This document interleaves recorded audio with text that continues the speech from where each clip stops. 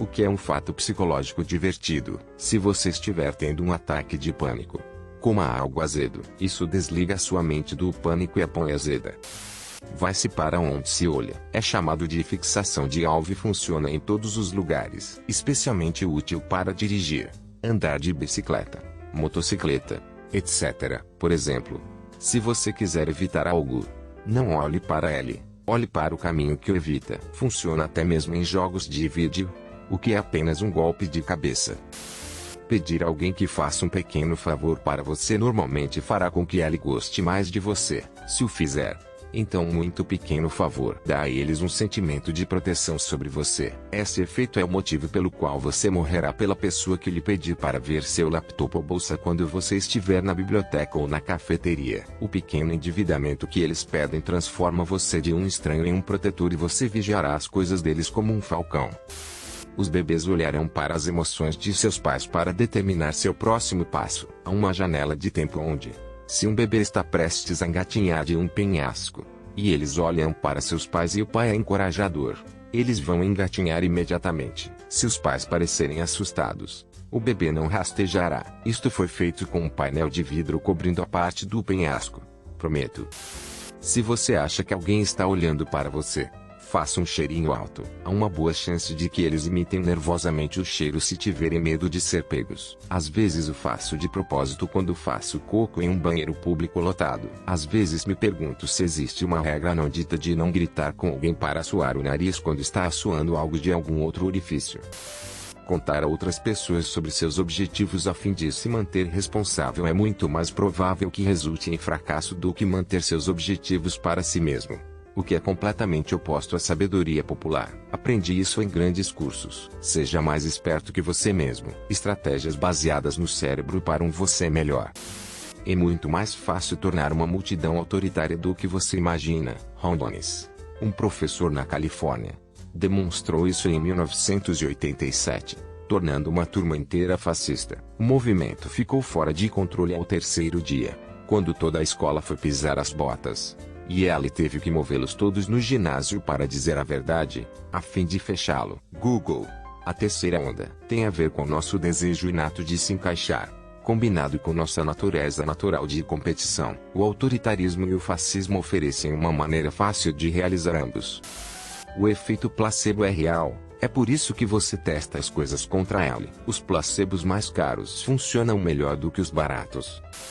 Há uma razão pela qual queremos espremer coisas bonitas, bebês, filhotes de cachorro, etc. A emoção positiva pode, às vezes, ser demasiadamente avassaladora para lidar com uma pequena agressão que equilibra essa emoção.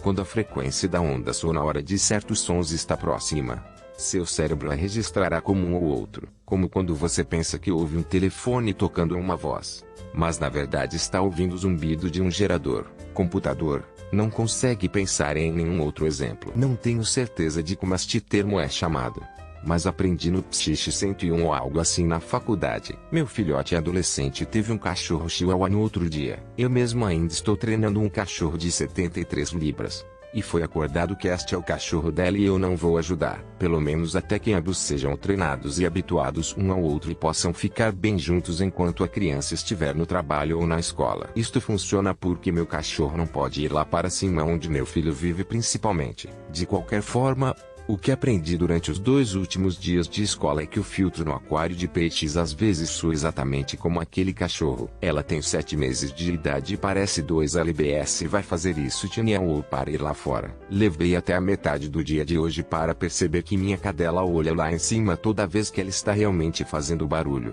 Então eu posso parar de fazer viagens desnecessárias lá em cima para olhar um chihuahua adormecido porque o filtro do peixe fez um certo tipo de bolha. Porque sim. Se ela precisar sair, eu vou levá-la a RS. Está bem, obrigado. Você nunca poderá confiar totalmente em sua memória. A memória falsa é uma coisa e ela diz que sua memória é muito maleável e que a memória pode ser implantada. Seu estado afetivo interno altera sua percepção visual. Por exemplo, Pessoas feitas para se sentirem ansiosas ou inquietas de alguma forma estimarão a inclinação de um declive como maior do que as pessoas que não tiveram esse estado eliciado. É basicamente benéfico para nós superestimar os desafios em nosso ambiente quando podemos não ter os recursos para lidar com eles. Como? De uma perspectiva evolucionária. Há também estudos onde percebemos que os objetos estão mais próximos ou mais distantes de nós, dependendo se somos donos deles, ou se percebemos que eles pertencem a outros. A experiência da prisão de Stanford e as experiências Milgram não mostraram realmente o que se diz frequentemente para mostrar. Na experiência da prisão de Stanford, Billy Zimbardo havia selecionado os estudantes para serem guardas. Ela o apresentou como aleatório e não foi, e os treinou para serem cruéis. Eles não se tornaram cruéis apenas porque foram feitos figuras de autoridade. Na experiência Milgram, os participantes que entregaram uma dose letal de eletricidade por ordem de uma autoridade geralmente disseram que sabiam que não estariam realmente eletrocutando um humano até a morte como parte de um estudo de laboratório em uma universidade. Eles apenas alinhavam porque parecia ser para isso que estavam sendo pagos. Então sim, eles alinhavam com uma autoridade, mas pensavam que estavam fazendo melhorias. De qualquer forma, estes são fatos divertidos porque ajudam a reverter a visão mais pessimista da natureza humana. Dada a escolha entre experimentar o tédio e a dor física, as pessoas escolherão com mais frequência a dor física. Isso é o contra o tédio é revoltante para a mente. Sua mandíbula tem o poder de morder com os dedos, mas seu cérebro e suas terminações nervosas não o deixam fazer. Não tomar nada por garantido e não levar nada a sério demais. Levar as coisas e as pessoas a sério é prejudicial para a saúde mental. Aparentemente as pessoas com depressão têm uma ideia mais precisa do estado das coisas ao seu redor do que as pessoas sem depressão. As pessoas com depressão não veem as coisas como piores do que realmente são. É que elas não têm a capacidade de usar a negação sobre si mesmas. Dizer palavras que significam o mesmo, mas estão em idiomas diferentes, fará você se sentir diferente. Entendo que alguns idiomas são realmente mais felizes do que outros. Se você estiver zangado com alguém, não o deixe de lado. Ao invés disso, dê-lhes um polegar para baixo e um franzir o sobrolho. É muito mais doloroso. Você pode reciclar seu cérebro para experimentar o sofrimento como prazer, transformando assim o sofrimento existencial geral da vida em uma experiência bem-aventurada. Dependendo de quanto tempo você olha para alguém, isso pode ser visto como um sinal de atração ou de agressão e intimidação. Mesmo que seja apenas um olhar demasiado longo, alguém pode perceber que você tem uma pessoa má. Aqui está uma diversão: encontre uma luz LED ao seu redor em algum lugar, ou qualquer pequeno ponto de fixação, e tente olhar para ela o mais estável possível, sem mover seus olhos. Você verá que sua visão se desvanece lentamente e você efetivamente fica cego. Não se preocupe, ela se restaura assim que você move seus olhos novamente. Isso acontece porque seu cérebro basicamente usa movimentos oculares para atualizar sua renderização do mundo visual. Então, se seus olhos estão estáveis e não há mudanças no input visual, ele presume que não há nada para ver. Outro casal sobre um tema semelhante que sempre me acompanhou. Os Pepes são mais propensos a dar para a caridade, doação sem teto se cheiram pão recém-cozido versus um cheiro desagradável de lixo. Do mesmo modo, eles são mais propensos a comprar vinho francês se a música francesa for tocada por cima das caixas de som de um supermercado versus música alemã. Acontece que há todo tipo de influências sutis para nosso comportamento que simplesmente não percebemos.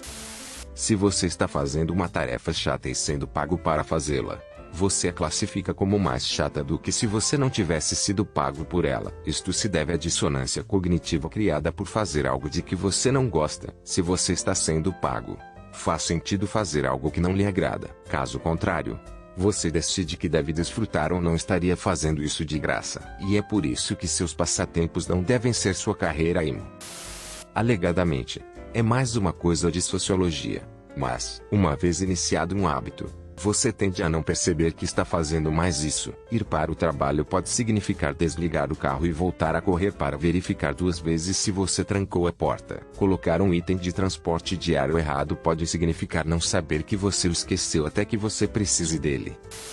É altamente lógico julgar alguém fora de um encontro, especialmente se for um encontro casual. Muitas vezes acreditamos que as ações de uma pessoa são um reflexo de si mesma e não uma resposta de suas experiências de vida.